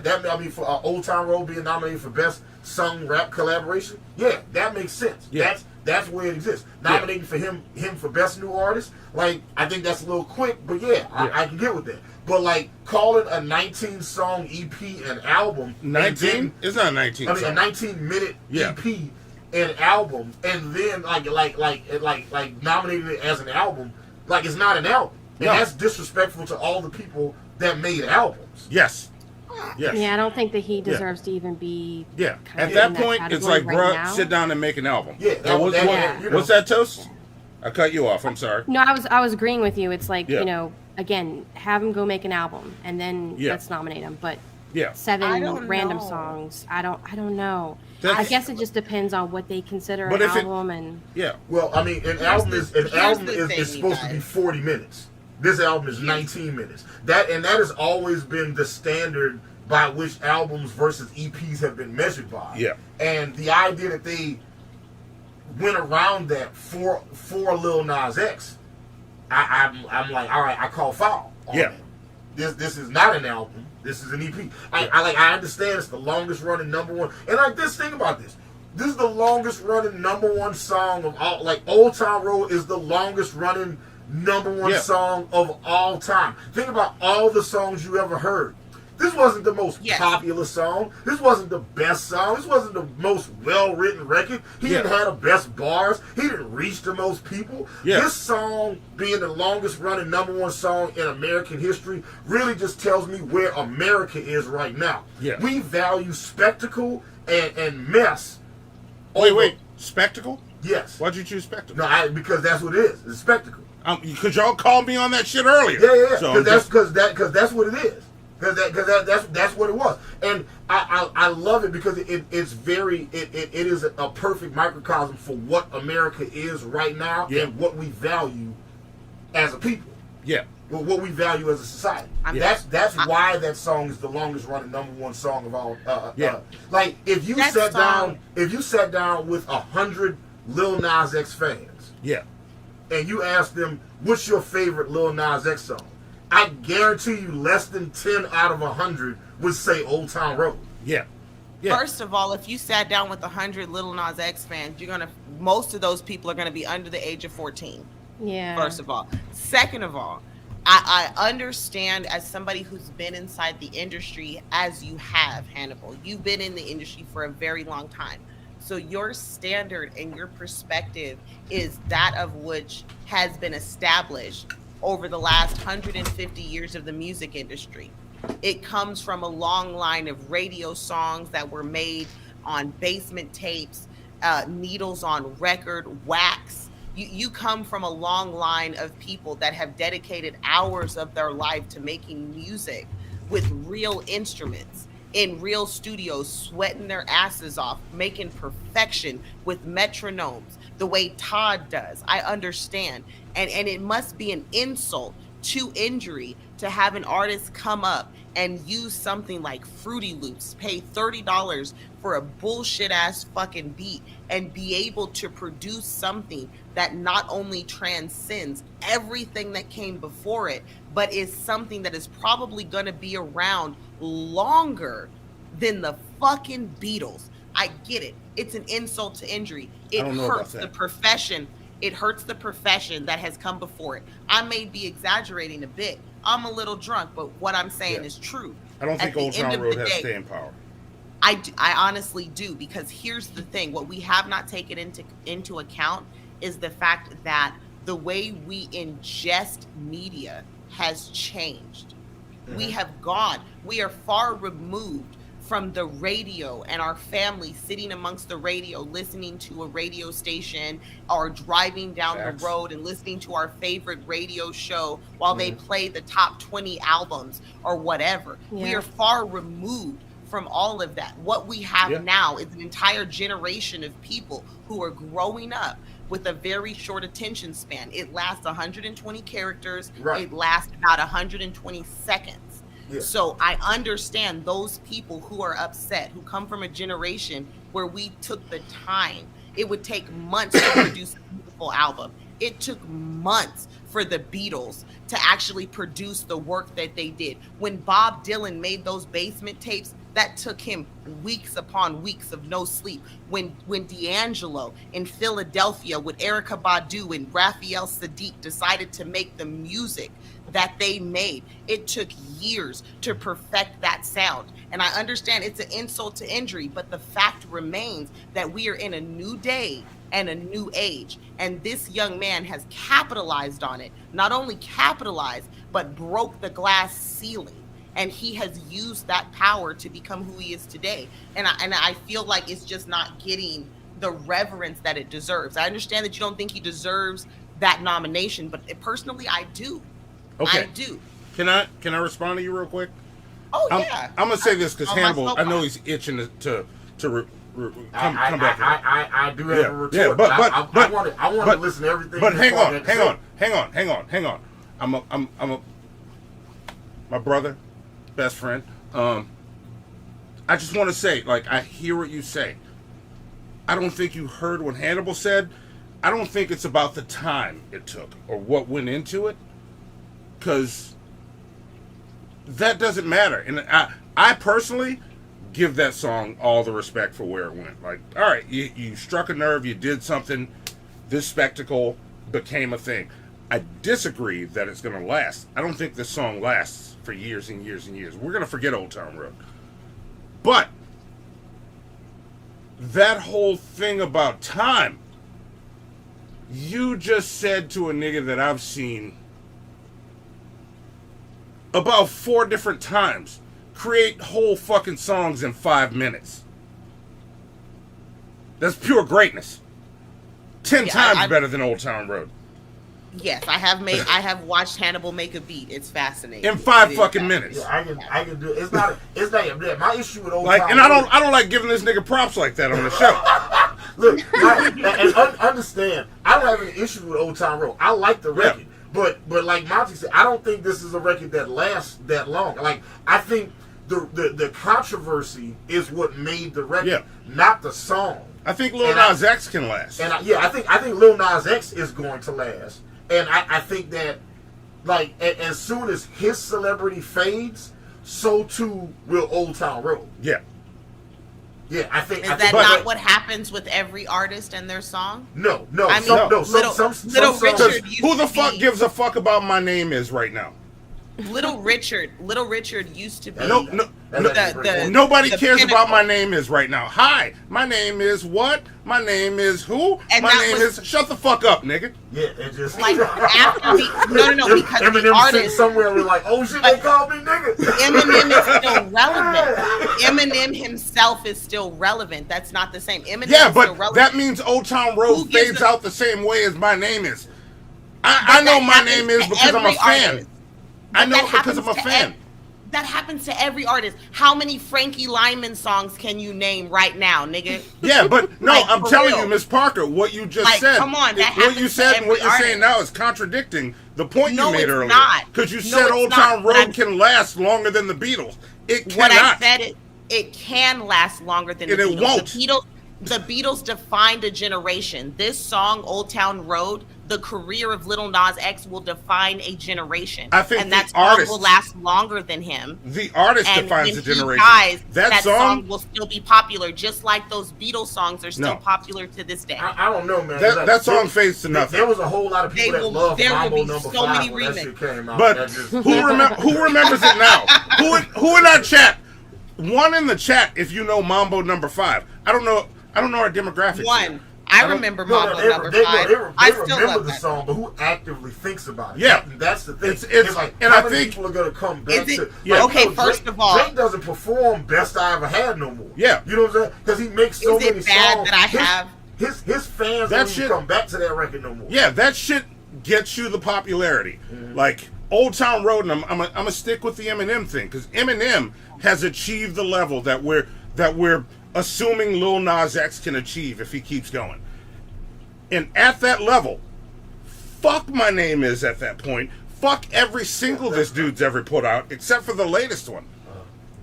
We remember the powerful songs from those albums. We remember the songs that impact us. That first single sits in nothingness.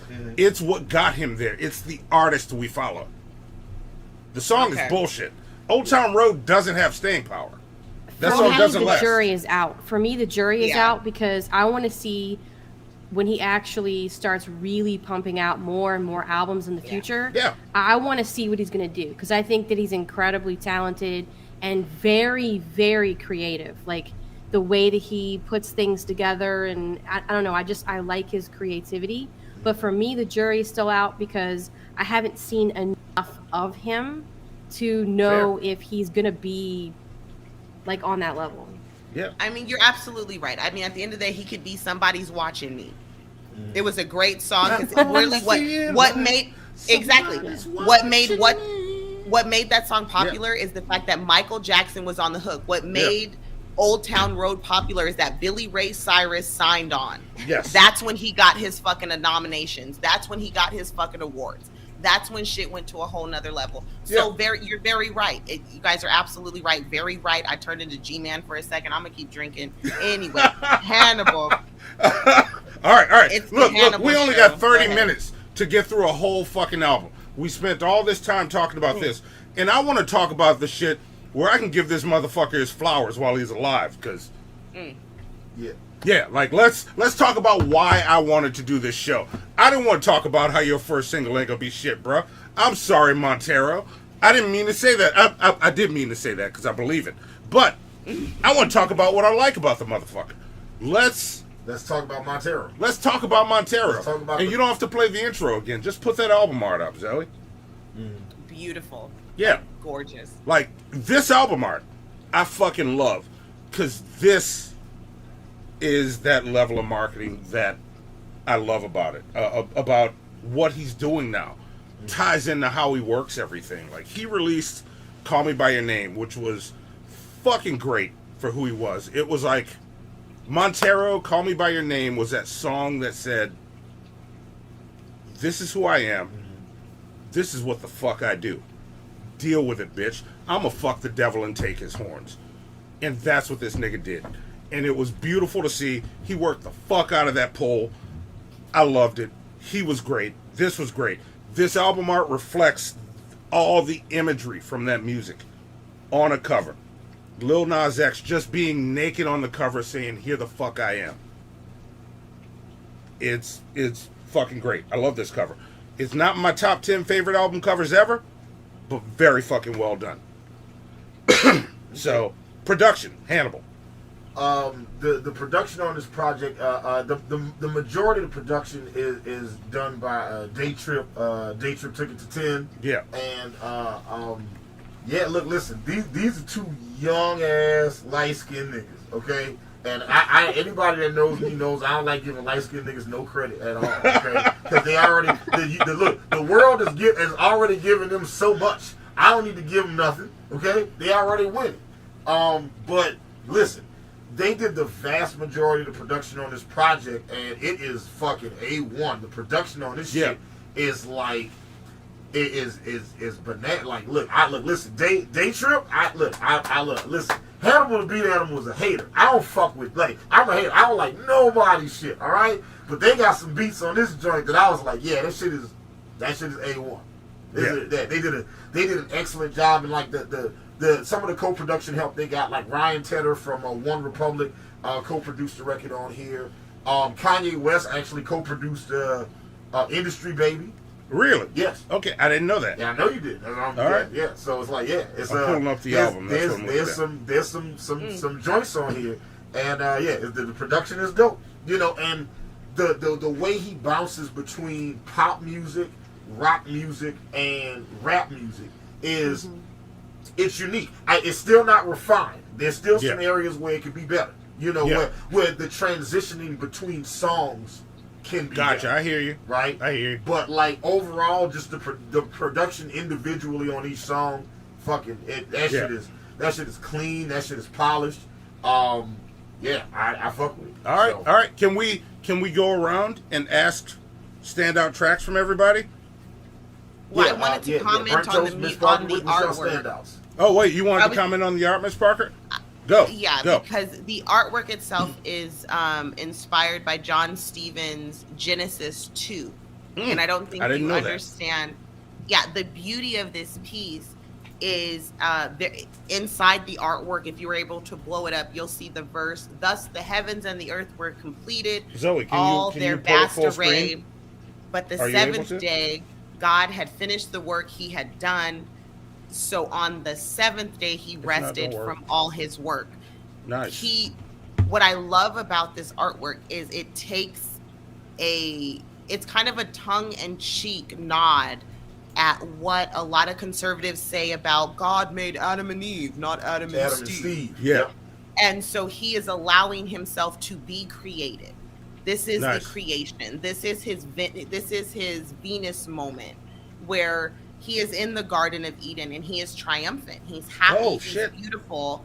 Because in the original art piece, it's a woman who's floating in that position. So for him to take that position as a homosexual man, I feel like it's a beautiful thing to show that I am an equal. I deserve to be here. I am beautiful, and I am who I am. He's embracing himself, and he's allowing this next generation of young men and women who happen to be homosexual to be able to say, hey, you have representation. We're here for you. Not only am I here for you in hip hop, but I am here for you, period. he decides to ride that androgynous place where Boy George did. Boy George opened the door. Elton John broke the glass ceiling. We have had so many beautiful. We've had so many beautiful homosexual artists who have tried to chisel away at what it is to be a man and to express yourself artistically. And that's what I'm saying when that's what I was trying to say to you earlier, Monty. Like I love, I love art. Yes, and I know you do. It's not that, the art that is expressed on canvas is different than the art that is expressed in lyrics. But when you talk about R&B, hip hop, pop culture, it's not okay to be gay. And this young man came out and has at every turn said, not only am I gay, but I'm proud to be gay. And I'm proud to be the martyr for all of that. And it's a beautiful thing for me. And I just love it so much. Yeah, no, this, and that gives me a new appreciation for this cover. I thank you for that. Like, I appreciate that knowledge. That's fucking awesome. You blew my mind. Yeah, that's what this album is. This is, with it actually being his first project, his first album. Yeah. It's a good first showing. That's why I came so hard at 7EP, because that... Monty listened to the albums out of order. He listened to Montero first, and then he listened to the 7EP. I did. And so it's like, it's like he listened to the Marshall Mathers LP, and then he turned around and listened to Infinite. And it was like, Infinite is trash. I was like, Infinite's not trash. No, I know, but that's essentially. Yeah. I came from hell because I was sent from it. I went to a that makes a lot of sense. Sentence for murdering instruments. Yeah. Now I got to repent from it. But when I hear the beat, I got to make another attempt at it. Oh my God! You're going into pontification. So I really liked the one that I don't know, maybe because for me it was the chord progression in That's What I Want. There was something about like the chorus that I was just like, oh, that it was such a great hook. And because it goes, I liked it a lot. Yeah, it's very catchy. All right, that's the only standout for you? I mean, yeah, there were others, but for some reason that's the one that sticks out in my head. That's which I would want to listen to that over and over. That's what I want. That's what I want. Okay. Yeah. Yeah, it was the chorus, especially that like first chorus. Yeah. I don't know, because it goes into the chord progression and it's so smooth, and I just liked that a lot. All right. Fair enough. I like that. All right. Miss Parker, standouts for you? Honest to God, the one that he did with the prison when he was in prison. Industry Baby. Industry Baby is the song that stands out for me, and it's because I don't know if it's because of my husband's background or because I happen to get all that dick flopping around. No, it's because it challenges everything that it is to be an African American heterosexual man. Yes, when you go to prison, it really does. It does. It's like I love the artwork, not only in the video, but also what he says in a lot of the lyrics, and to have a heterosexual man do the song with him was so beautiful to me. Yeah, one of my favorite lines in it is from him, where he's sitting there, I don't fuck bitches, I'm queer. And then he just throws the dumbbell down. Like, all right, bro. Exactly. And he shows you his, because there's so much power in that, because he's like, I don't fuck bitches, I'm queer. So I don't fuck females, I'm a gay man. And then he shows you his limp wrist after throwing a weight on the yard. There's so much there that I don't know if a lot of our non-black and some of these rap niggas like Medea, come on. Exactly. He challenged so much, and that's my standout. He said, I'm gay, but come at me. Yeah, he's like, I'll knock your bitch ass out. Yeah, I might be gay, but some of y'all niggas is bitches like Medea. Yeah, I think that was the bar. I was like, that's kind of fresh. That's kind of fresh. I'm like, bro, all right. He's like, that was him saying, come get me. I'm saying, it leaves that little tart, when you get one of them lemon heads and it leaves that little tart taste in your mouth. It's like, nom, nom, nom. Yeah. I love that. That was from Bucci. That's why he did that. Dude, when he came out of the cell and he has the two dudes holding his pocket, I died. I was like, are you serious? Because in prison, and for those of you who don't know, when a man has to hold another man's pockets in prison, that means you're his bitch. He owns you. Yeah, like he owns you. So he had 2 bitches, and those bitches was walking like they was bad bitches. So it's just, it was amazing. Yes, they were. That video is beautiful. It's beautiful. Yeah. And the naked shower scene, listen, I'm not gay, but hunty. Even Jack Harlow said in his tweet, if Lil Nas X had asked me to be in the shower scene, I would have been in it. I just trusted his vision. Yeah, that's easy to say after the goddamn video is done. You know what I'm saying? Dude, like he like that dude that was like watching you get your ass beat, talking about, man, I was ready to jump in. Man, I was gonna be there. Okay. Then why didn't you jump in? You was at the video shoot, nigga. Okay, he could have gotten the shot. He could have been like, hey man, look, listen, I've been doing push-ups all week. I'm ready to take my shirt off, jumping this shit, man. I got some moves. Come here, teach me to move. Teach me to dance. Teach me Let me do that. I got you. You know what I'm saying? Talking about, man, I was gonna get it there. Like, shut thief. Listen. I fuck with Jack Harlow the long way. All right. I fuck with Jack Harlow the long way. Okay. That dude is super duper talented. Yeah. But shut the fuck up with that nonsense. All right. Let me tell you what was another really just a cherry on top of that video, because I broke that video down for my patrons. Yeah. The cherry on top of that video is that when you watch the end scene of them in the courtyard, they're out there in the jail yard, and it's the riot breaking out. Honey, do you know what movie that's from? Shawshank Redemption? No, honey. Cadence. That was the inside. All right. No, it's from Cadence. It's from fucking Cadence. For those of you who've never seen Cadence, it's got the Sheens, Daddy Sheen, Charlie Sheen is in it. It's got it's an amazing movie. Sheen. Yeah, I call him Daddy Sheen.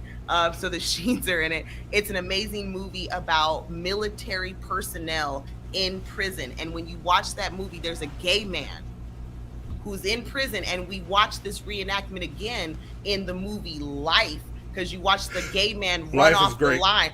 In the movie Life, you see the gay guy. He runs across the line and he gets himself killed. In the movie Cadence, there's a black man who happens to be gay who would rather be in prison than go to the real world. The fact that this man put a nod to the movie Cadence as a black man, and he didn't die on the courtyard like those other gay black men did. He went out that courtyard on the bus triumphantly. He beat the system. He succeeded. Folks, I don't think you understand the artistic beauty that he put into this.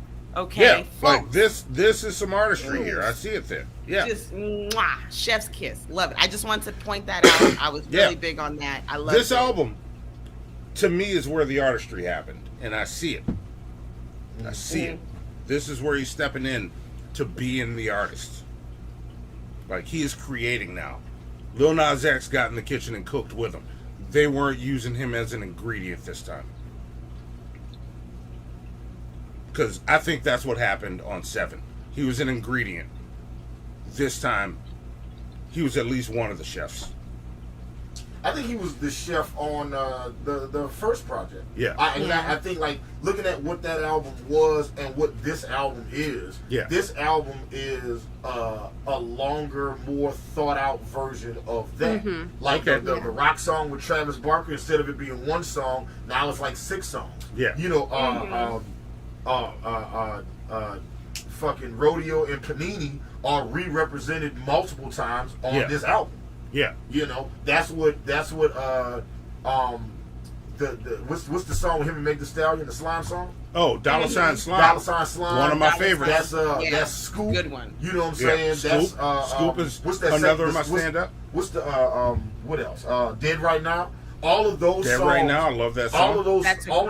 All of those songs are just variations of what was on the 7 EP. Yeah. Right? Which, you know, so it was already there. It was just now it's over here. As a sidebar, I would love to point this out too. The producer that did Old Town Road is not represented on this project at all. The nigga that gave you the biggest song of your life is not on this project. Yeah, you can't call him back and go, hey, why don't you try on one of these? Like, hey man, I love the work that we did together. I would love to have you on it. Nah, that didn't happen. He didn't put that dude on this joint at all. Where's Young Keo at? Young Q, I don't know where he at. I know where he ain't. He ain't on this Montero album. That's for damn I'm sure. telling you. What's crazy is I would love to know what happened to that person, the person who made the original beat for Old Town Road. Like, I would not love to know where they are now. I've never looked. I'm gonna have to do that while we're doing this. I might be able to find out. Yes, we're running out of time. We're getting close. I wonder if he has other beats.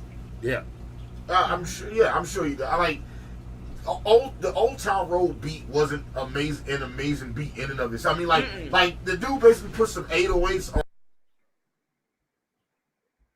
Right. It's two of us using the same mic. I was thinking that. Just so y'all know, this nigga Monty just cut my mic off while I was talking.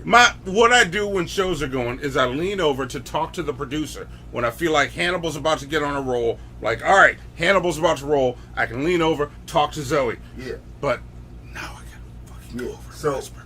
Yeah, so look, I forgot what the fuck I was gonna say. What the fuck was talking about? You was gonna talk to us about how fucked up Monty is. Listen, I heard this motherfucker's out here milking anything with titties. If it has a nipple, he's milking it. Fuck you. It gotta be pink, not brown. It gotta be pink, not brown. It's not only for directions, folks. Yeah. I'm saying, this nasty bastard. This project. Well, hold on. Where's everybody? Because when I'm gonna say, I want to say last. Like, I want to Has everybody? Well, look. Let me run project. through my standouts real quick, Okay. so I get that out, and then you stand can out? say what you want to say, and then we gotta bring this show to a close. Mm-hmm. Like, we're almost there. So, my standouts, favorite songs, $sign Slime is at the top. That's my favorite. I love $sign Slime. Right after that, Industry Baby, then Montero, Dead Right Now, Scoop, Wanna Me. But even though it pissed me off because it says featuring Elton John, motherfucker doesn't even sing on this song. It's just him on piano, which annoys the shit out of me. And I love Am I Dreaming? Those are my standouts. Okay. And I thoroughly enjoyed this album. I love what he did with it. It's like, fucking good job. Can't wait to hear what the fuck you do next, Lil Nas X. I will continue to follow you. So there you go, and enjoy the fuck out of this album. It's in my rotation now. Okay. So there you go. I want to make sure I let everybody say what they got to say before I say what I got to say about this. Anybody else got anything? Burnt toast. I mean, go ahead, Mern. Go ahead. I was gonna mirror what Monty just said. I'm interested in seeing what he does in the future. Yeah. Like, where is he going with all this? Yeah. You know. Yeah. I don't know if I call myself a fan yet. I really, really like Lil Nas X, though. Like, having me as a fan takes a lot. Like, I really like you enough to follow you. I'm following. So, there you go. Miss Parker, you got anything? So, for me, on the Montero album, it's going to go Montero because I love the song, the way he promoted it. The video was fantastic. Yes, it was. Then I would have to do That's What I Want. I think that's a beautiful song. It tells a really tragic story. Then I would have to say Am I Dreaming? Only because it's got Miley Cyrus, which is the clapback to the Billy Ray Cyrus. Yes, it is. Okay. Yeah. Loved that one. You know, I like my what do you call it? The meta shit. Y'all know I love that. Yes. Then I think there's a song that you guys have kind of slept on. It's Which the one one? the one he did with Elton John, One of Me. Yeah, I mentioned One of Me. Yeah, but don't nobody care about what you say. So listen to what I'm saying. So, One of Me is a beautiful song, and the power behind that song is we have one of the very first openly gay super artists with standing alongside the very first homosexual rapper doing a song together in tandem, in unity. Not only are they both homosexual, not only did they have to go through all the bullshit they went to, the first gay pop star, the first gay country music star to get an award, the first gay black hip hop artist, the first gay white man outside of Liberace. Folks, I don't think you're feeling me when I say this song is a coming of age story for the LGBT community. Yeah, but if you sleep on it, no, but why is it beautiful? No, why couldn't Elton John just sing on the motherfucker? Because Elton John is beyond that. Elton John has always been a trendsetter. But if it's his great coming of age story, Elton John should have been part of it. I mean, to be fair, Elton John did do a song with Young Thug, and he's singing on that record.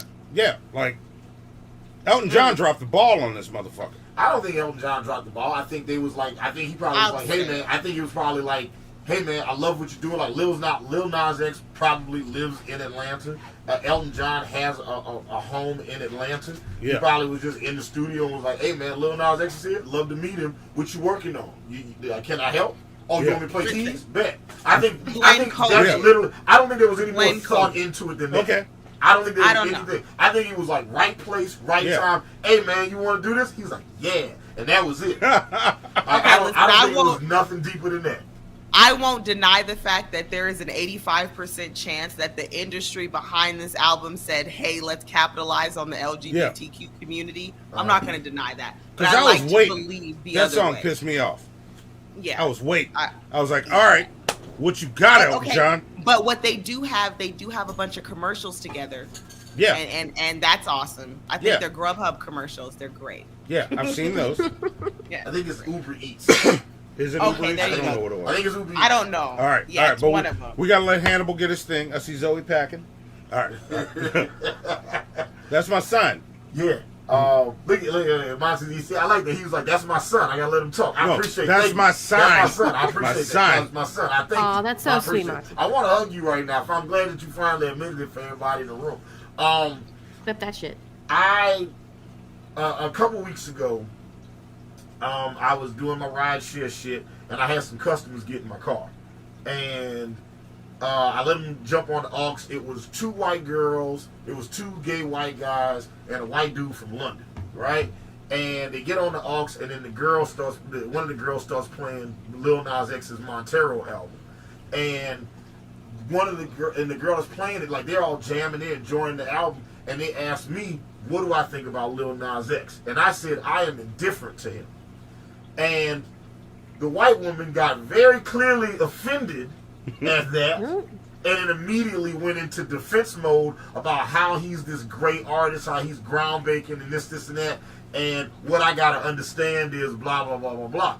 And I realized very immediately that as people that want to be allies of a community that they are not necessarily a part of, that she inferred that when I said that I was indifferent to Lil Nas X, what she heard me say was, I don't like him because he's gay. Yeah. That's not what I said. The nigga had a 7-song EP where 2 songs was the same song. I haven't heard enough to have an opinion. Okay? Fucking dumb. Listen, if we had enough time for me to do a What's Eating Hannibal, I would do a whole What's Eating Hannibal about that dumb cunt. But we ain't got time for that shit right now. So Monty was like, listen to Montero, right? So I listened to it once, and I was like, okay, this is interesting. The first thing I thought was, I see why Monty likes this. Okay. That was the first thing I thought. Okay. Then I listened to it a second time, third time, and by like the 4th or 5th time, because this album is short. This album is 41 minutes. Yeah. All right? You know, after I listened to it like the 4th or 5th time, and I realized something. If you listen to this from the perspective of this being a rap album, this is not a good rap album. Yeah, no, it's not a good rap album. If you listen to this from the perspective of being a rock album, yeah, this is not a good rock album. No. But if you listen to this from the perspective of this being a pop album, yeah, that utilizes rap elements and rock elements, yeah, this is a really, really good pop album. Yep. This is a very good pop album. Very true. Right? Yeah. Like the writing, the production, the visuals, and all of it goes together. Like all of it is wrapped up together into this one very great piece of art. Yeah. And I was genuinely impressed with what this project is. Yeah. My favorite 2 songs on the project, believe it or not, is One of Me, the Elton John record, and Lost in the Citadel. Really? That's actually my favorite song on the project. Really? Yes. That surprises me. Yeah, I know. Shit. And there's some other songs on here I like Montero is dope. It's the catchiest song on the project. Industry Baby is dope. You know, the beat works. It's simple. Jack Harlow does his thing. But like and there's nothing like bad on the project. I think that they should have played around with the order because then they'll go like happy rock song, sad rock song, trap song, happy rock song again. It's like I don't like whatever mood I'm supposed to be in. That mood keeps shifting. Yeah, it's just it's very turbulent, right? But that notwithstanding, this is a very, very good album. One of the songs, one of the songs he has a single for right now. I mean, he has a video for right now. Is "For Sun Goes Down." Right? When I heard the song, I thought the song was okay. I didn't love it, but I don't hate anything on this project. As I was reading the comments on this, like in the video, it basically shows a young Lil Nas X going to his prom. And he is this gay guy, you know, that's, hiding his sexuality. You know, like he hasn't embraced it yet. He doesn't quite know what he wants to do, what he is, how to express that. And then he's at his prom and he sees all these happy hetero couples, right? And he goes in the bathroom and then cries, right? And then you see future Lil Nas X pass Lil Nas X on the shoulder, kind of, let him know it's going to be all right. And then he goes back out and has fun with his friends, you know, just kind of forgetting about his sexuality, just allows himself to enjoy the moment of his prom. In the video, on the video, in the comment section on YouTube, I want to read this real quick. Okay. This person wrote, that part where he sees the straight couples euphorically in love and then escapes to the bathroom to cry really resonated with me. I did the same thing once. I promised God that I would stay celibate and alone forever to stay faithful to his word. I convinced myself that homosexual attraction wasn't a sin since it was literally impossible for me to get rid of. So if I wanted to go to heaven, the correct course of action was for me to not do anything homosexual. I was not to date, marry, or have sex with a man, and since I couldn't feel attracted to women, the logical conclusion was to die alone. And this person goes into this long dissertation about their life and how this song and that video captured that moment. And that right there is where Lil Nas X can succeed and be great. To let a lot of other people know that the struggle that they go through, they are not going through alone. And that there can be light at the end of the tunnel. And that is fantastic. When I read comments like that, that shit warms my heart. So that is, listen, this album is so much better than I thought it was going to be. Hopefully dude decided to go out, or lady decided to go out and live their life. Like if you go to the Fuck video, that bullshit. Like the comment is right there. Like you can't miss it. It's like in like the top 5 or 10 comments in there. It is incredible. Like it is just. Well, I think that helps to illustrate again what Lil Nas X has been able to do. In the industry. Not only did he break the glass ceilings when it comes to country music, because he's the first openly gay man to be nominated and win a country music award. He really challenged what country music is. If you guys think about Hootie and the Blowfish, Hootie and the Blowfish is a group that has a black artist. Country Darius music Rucker. Yeah, I was gonna say.